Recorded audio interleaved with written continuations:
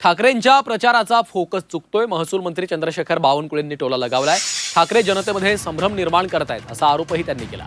विकासावर बोलले तरच मतदान मिळेल असंही बावनकुळे यांनी म्हटलेलं आहे. दिशा चुकल्यानं ठाकरेंची अधोगती सुरू झाली आहे असंही बावनकुळे यांनी म्हटलेलं आहे. कालच्या शिवाजी पार्कवरील सभेत उद्धव ठाकरेंनी मुख्यमंत्री हिंदू आहेत का असा सवाल उपस्थित केला होता. त्यावरून बावनकुळे यांनी जोरदार टोला लगावलेला आहे.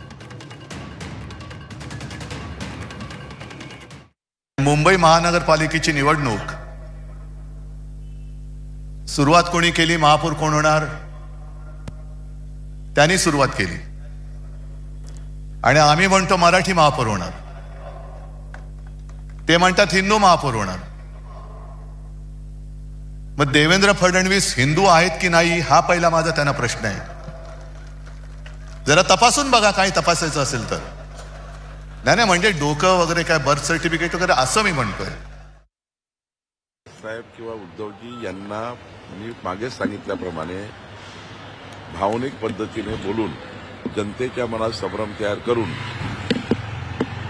मतदानाची प्रक्रियेमध्ये विकासाचा अजेंडा बाजूला करायचा आहे.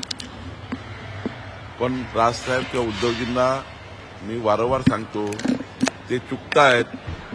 त्यांच्या प्रचाराची भूमिका चुकतायत, प्रचाराचा फोकस चुकतायत. या पद्धतीने त्यांनी खूप वेळा मतदान मागितलं, काही भेटलं नाही. आता डेव्हलपमेंटवर बोललं तरच मतदान मिळतं. मी एक लहान आहे या सिस्टीममध्ये. मी काही राजसाहेबाला किंवा उद्धवजीला सल्ला देणार नाही.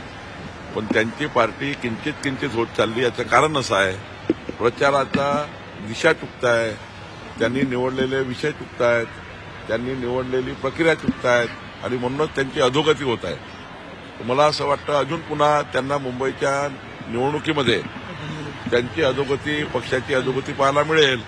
कारण ते निवडणूक भरकवतात आहे. निवडणूक ही अशी विकासाच्या मुद्द्यावर चालणार आहे आणि लोकांनाही माहिती आहे की डेव्हलपमेंट म्हणजे देवेंद्रजी आहे, देवेंद्र म्हणजे डेव्हलपमेंट आहे. त्यामुळं लोक आता या अशा विषयाला घेऊन मतदान करणार नाही.